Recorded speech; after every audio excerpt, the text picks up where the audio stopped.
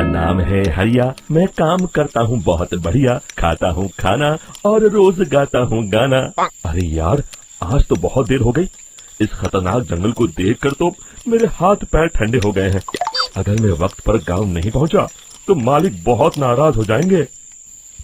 तभी हरिया को एक आवाज सुनाई देती है। सुनिए हरि जी। अरे, ये आवाज किसने दी? तभी हरिया को सामने कुछ दूर एक औरत खड़ी दिखाई देती है। अरे भाई, ये औरत अकेली इतनी रात को इस जंगल में क्या कर रही है? चलकर पूछना पड़ेगा।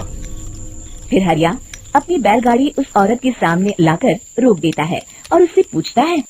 अरे सुनिए, आप इतनी रात को इस खतरनाक जंगल में अकेली क्या कर रही हैं? तभी वो औरत मीठी आवाज में कहती है।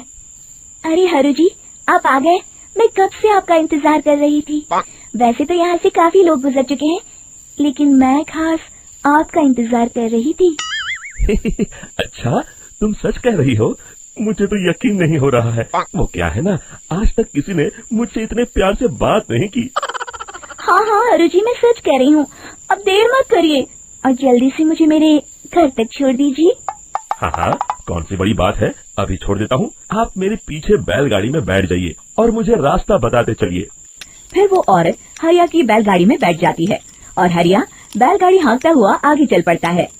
फिर उस औरत के बताए हुए रास्ते पर चलते चलते हरिया बैलगाड़ी लेकर एक काली गुफा के आगे आकर रुक जाता है। हरिया उस औरत से पूछता है। हाँ देवी जी, आपका घर कहाँ है? यहाँ तो एक गुफा के अलावा और कुछ नहीं है। तभी अचानक वो औरत हवा में उड़ने लगती है। देखते ही देखते उसका सुंदर रूप एक डरावनी चुड़ैल में बदल जाता है और वो जोर जोर से हंसती है। अरे तू तो एक नंबर का बेवकूफ निकला। तू तो मेरी आसानी से मेरी बातों में आ गया। अरे मर गया रे, ये तो एक चुड़ैल है। हे भगवान बचा ले, ये तो बड़ी डरावनी दिखाई दे रही है।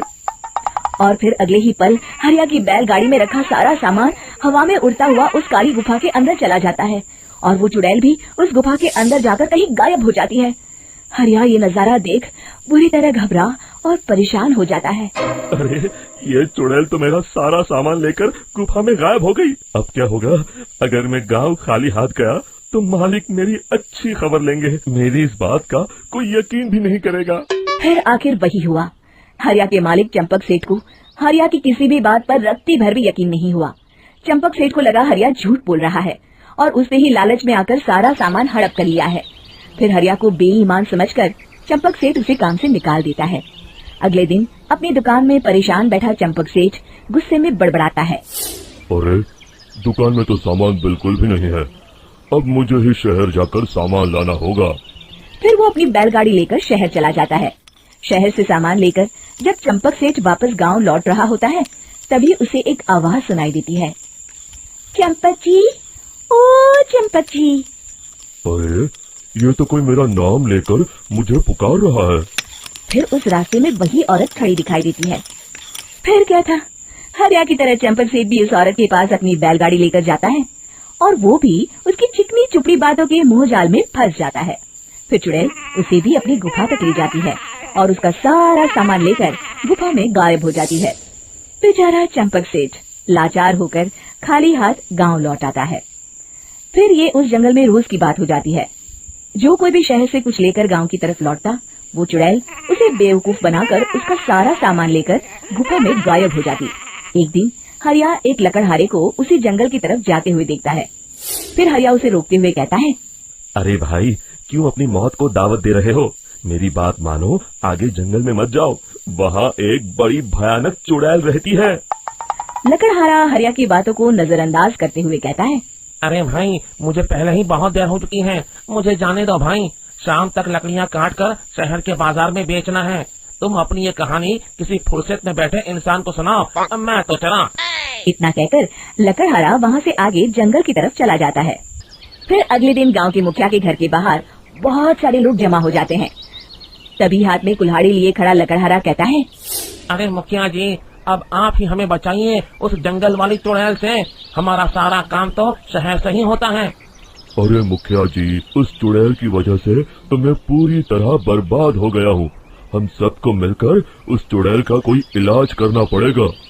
तभी भीड़ में खड़ा वीरा कहता है, आप लोग चिंता मत करिए, कल से वो चुड़ैल किसी को नहीं लूट पाएगी। मेरे पास एक बहुत अच्छी तरकीब है। तभी चंपक सेठ उसका मजाक उड़ाते हुए कहता है, अरे तेरा नाम वीरा है तो क्या हुआ, तूने अभी उस चुड़ैल को देखा नहीं है, जाकर अपना काम कर, बड़ा आया। तब मुखिया जी कहते हैं, नहीं नहीं चंपक सेठ, मुझे लगता है हमें इस लड़के को एक मौका देना चाहिए। फिर सभी गांव वाले मुखिया जी की बातों से सहमत हो जाते हैं और वीरा शाम को एक बैलगाड़ी में कुछ सामान लादकर उस जंगल की ओर चल देता है। वीरा, ओ वीरा, कहाँ जा रहा है? तभी वीरा मुड़ के देखता है, वही चुड़ैल एक औरत के रूप में खड़ी है। अरे बहन जी, मैं आपको ही ढूंढ रहा था। देखिए मैं आपके लिए क्या लाया हूँ। है? अरे वाह, तू खुद मेरे लिए इतना सामान लाया है। तू ही अकेला गांव में समझदार है। जरा देखो, मैं भी खोल के बड़े भूख लगी है। जैसे ही चुड़ैल उस सामान पर से कपड़ा हटाती है, एक भगवान शिव की तेज रोशनी उसके अंदर मूर्ति से निकलती है और चुड़ैल अपने असली रूप में आकर जलने लगती है। अरे मैं जल रही हूँ, बचाओ, बचाओ, ओम नमः शिवाय, मरने दे। देखते ही देखते वो चुड़ैल राख के साथ उड़ जाती है और सभी गांव वाले भी वहां जाते हैं। शिक्षा बुराई पे सदा अच्छाई की।